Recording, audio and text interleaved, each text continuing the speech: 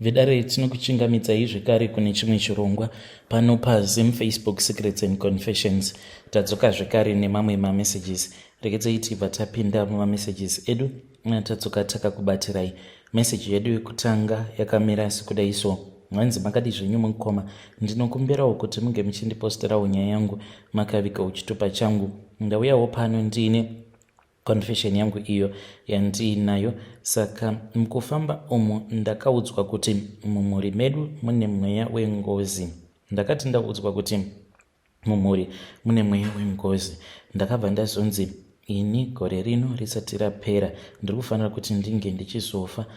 Ndikabva ndati ini kufa handidi.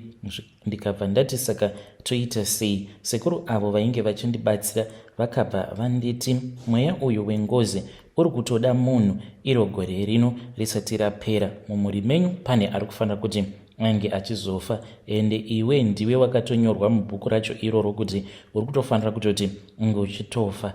Ndakabva ndataura navo sekuru vaya ndokubva ndazovabhadhara mari. Ivo vainge vakati vainge vachida kuti ndinge ndichivapa at least 21,000 rands ndiyo yavainge vachida. Mukoma, mari painge pasitomborina, but nekutya rufu uye zvekare nehope dzandainge ndava kurota idzo zvekare dzainge dzakakonzeresa kuti ndinge ndichizotanga kufamba ndichida kunzwisisa kuti ko chii chainge chichiitika kwandiri chainge chichikonzeresa kuti ndinge ndichirota hope dzinotyisa kudaro. Kurota mukoma Nashi ndichichereswa makuva nomumwe murume airakidza kuti ndainge ndisina ukama naye uye ainge akatsamwa. Saka ndakabva ndatonzwisisa kuti saka ndidzo hope dziya dzandiri kurota, ndiri kufanira kuti ndinge ndichizofa ini. Mukoma, ndakaramba kufa. Ndakafamba mukoma ndichikwereta mari ndokubva ndatengesa zvekare mimwe midziyo yandainge ndiinayo. Kuzonosvika mari iya ichizokwana, ndakadzokera kwavari. Ndakati ndadzokera kwavari ndokubva vachizotanga kundibetsera, but vakabva vanditi iwewe kuti ndinge ndichikubetsera kuti ndikuudze kuti mumhuri menyu hakuna anofa iro gore rino, ndinenge ndava kutokunyepera. Zvatava kungoita ndezvekuti chiga ichi cherufu tava kuchibvisa pauri tobva tazotsvaka pekuti tingachisa panani. Saka taifanira kuti tinge tichizochisa pane vamwe sisi vangu, ndivo vaifanira kuti vange vachizofa, but zvakabva zvazonobondera nekuda kwekuti sisi ava mukoma chinhu chacho ichocho chaitumidzirwa navo sekuru ava chaizodzoka chichiripota kwavari chobva chati ndasvika achinamata.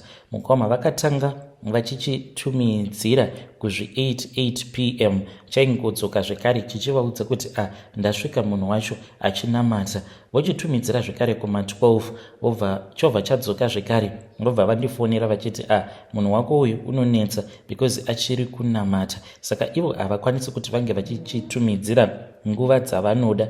Nguva ndidzodzo mukoma kuma8 kuma12 nekuma3 ndidzo nguva idzo dzekuti vanokwanisa kurovesa vanhu nezvinhu zvavo. Saka chaingodzoka zvekare kwavari chichivaudza kuti munhu wacho ndiri kungosvika achingonamata.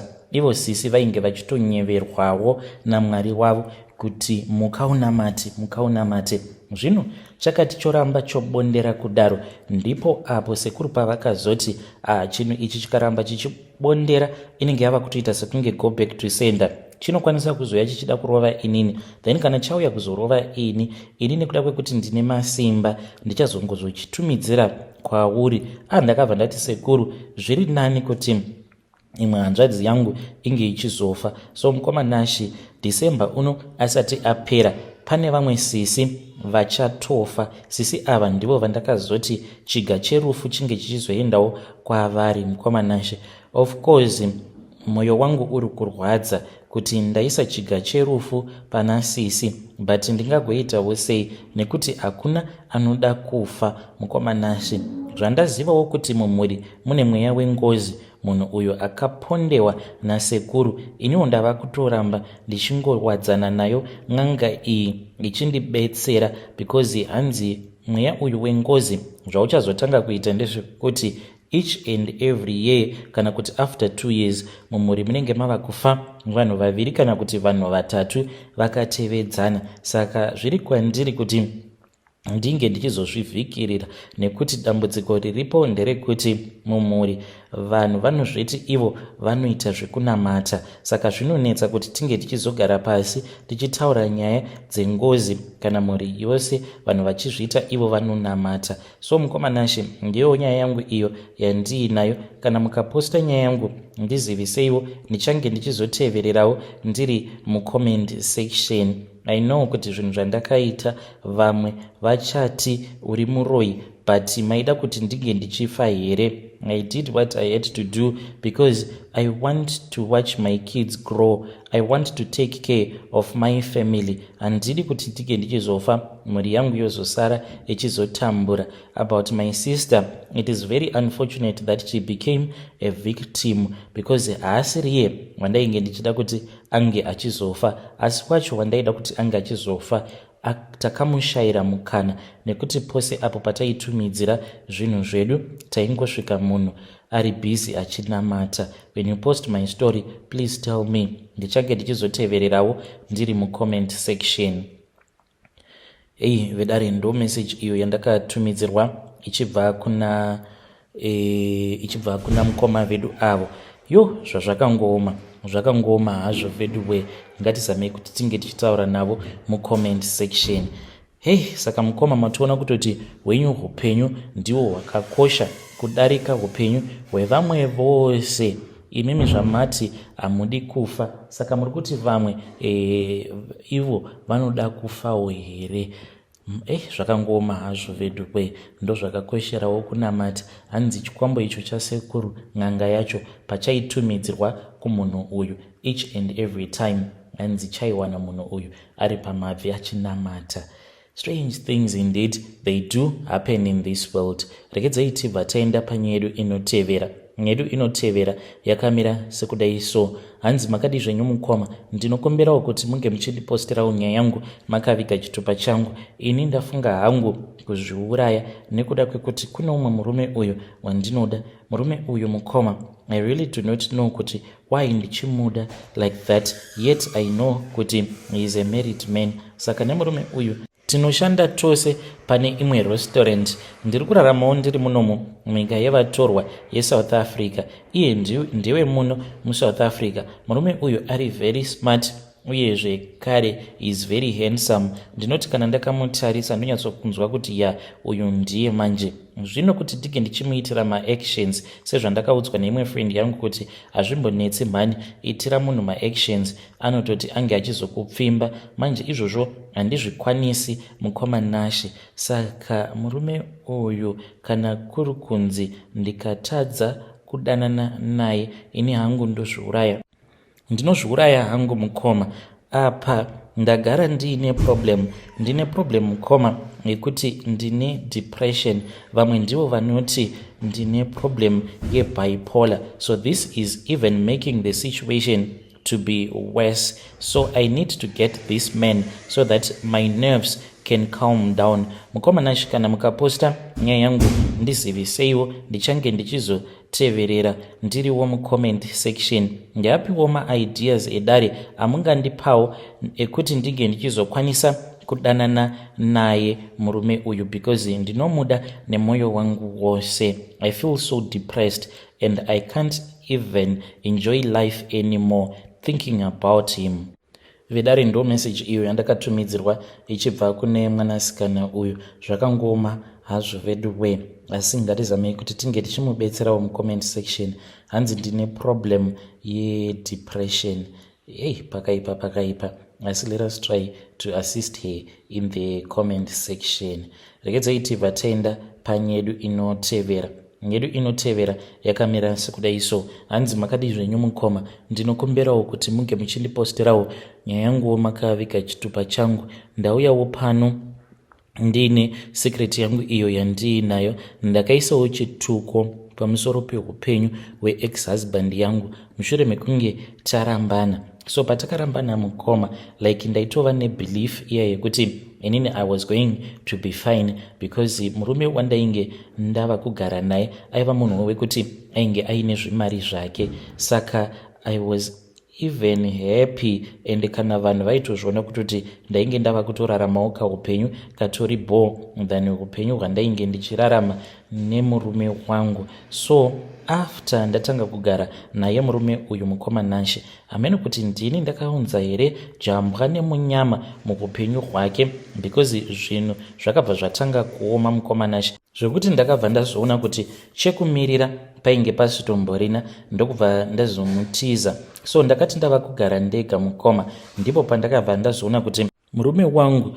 ainge ava neumwe mukadzi waainge ava kugara naye. Mazuva ekutanga ndaitoseka because vainge vachigara mune chimwe chimukuku. After that mukadzi wacho akabva azowana basa, ndokubva ndazonzwa zvava kunzi vainge vava kushanda vose, but still ndaingoseka kuti munhu pandainge ndigere naye ainge achitoshanda kabasa kainge kari bore, but now ainge ava kushanda kumaprice. Ndakaseka mukoma. The next thing that I heard is vanhu ava vainge vatenga motikari. Ipapo ndipo pandakarwadziwa mukoma, ndikabva ndati never, I'm not going to allow you to find success apa takarambana. Ndakabva ndazotanga kufamba mukoma. Handizivi kuti ndakararwa nemaprofita mangani kuzonosvika ndichizonosangana neumwe muprofita uyo akazondibatsira. Muprofita uyo akandibatsira zvekuti kana ndega ndakafara mukoma, even though akatanga ambondishandisira maadvantage ekuti akarara neni. Kutaura kudai mukoma, ndinotonwa mapiritsi maARV, and I know kuti iye muprofita ndiye akanditapurira chirwere, nekuti nerimwe zuva takati tichisika bonde kunotarira kudai, ndikabva ndaona kuti ainge asitomborina kana kutombopfeka maprotector, even though patakatanga kuita bonde ainge akapfeka protector. Saka kuti nditi akarikurura nguvai handitombozivi, but mukoma Nashe akandibetsera murume uyu. Ndokubva zvinhu zvake ex-husband yangu zvazotanga kudhakwa. Nanhasi uno ugere unoshanda zvake mumaprice. Kana mukaposta nyaya yangu mukoma, ndiziviseiwo, ndichange ndichizoteverawo ndiri mucomment section. Vedare ndo message iyo yandakatumidzirwa ichibva kuna vanzvadzi vedu. Zvakangoma hazvo vedu we, hanzi ndakamugadzira. Vanhu kunzoko vane utsinyako, asi ngatizamei kuti tinge tichitaura navo vanzvadzi vedu ava mucomment section. Zvakangoma hazvo vedu we. Regedzai tibva taenda panyedu inotevera. Nyedu inotevera yakamira sekudai so. Hanzi makadi zvenyu mukoma, ndinokumbirawo kuti munge muchindiposterawo nyaya yangu makaviga chitupa changu. Ndauyawo pano ndiine confession yangu iyo, ndiinayo confession yangu yakamira sekudai so. Baba vangu vainge vambori n'anga, saka izvi zvekung'anga vakazosiyana nazvo apo patainge tichitori kuprimary school. So baba vangu vakarasa zvinhu zvavo. Now baba vangu vakura mukoma vachembera, saka baba vari kuti ivo vari kuda kuti ndinge ndichizoenda navo kuninga uko kune mamwe machira avo avakasiya muninga ipapo pacho pavakatanga kuita zvekunamata. So the reason as to why baba vari kuti tikufanira kuti tinge tichienda ikoko, because ndine mwana wangu ari kurwara. Mwana uyu mukoma Nashe, even though achiri mudiki zvake, but unotoona kutoti njere dzake hadzina kunyatsokuti mwana wangu ari kurwara mukoma Nashe. Saka baba vari kuti ndinge ndichifa ndisati ndazvigadzirisa, iwewe zvinokwanisa kuzosara zvichikunetsa, uri kufanira kuti unge uchienda neni, handei tinotora machira iwawo. Saka vari kuti mwana wangu uyu, kana inini ndikasazomashandisa machira iwawo, mwana wangu anozototanga kutorwara zvinenge zviri serious, zvekuti pfungwa dzake hadzizombofi dzakaita right zvekare. So mukoma Nashe, I am really stranded and I really do not know what to do. Ndoita sei? Ndoenda navo here baba, toenda kukuninga kwacho ikoko, then tobva tanotora machira acho ndobva ndatanga kumashandisa. I do not want to watch my child as my child is suffering.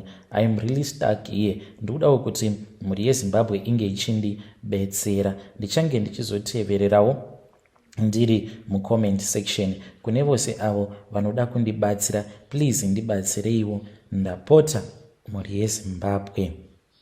Hei vedare, ndo message iyo yandakatumidzirwa ichibva kuna kuna mukoma vedu avo. Hei, pakaipa hanzi ndoita sei baba vari kuti ndine machira angu andaishandisa ndakasiya muninga. Mwana wako uyu ari kurwara kuti ange achizoita right, unge taenda iko kuti kana kutora machira ndobva ndakupa machira awa wobva watanga kumashandisa. Hey, zvakangoma hazvo veduwe. Tell me what you think vedare in the comment section. Rekedzoiti bataenda panyedu inotevera. Nyedu inotevera yakamira sekudai so. Hanzi makadi zvenyu mukoma, ndinokumbirawo kuti muge muchindiposterawo nyaya yangu makavigawo chitupa changu.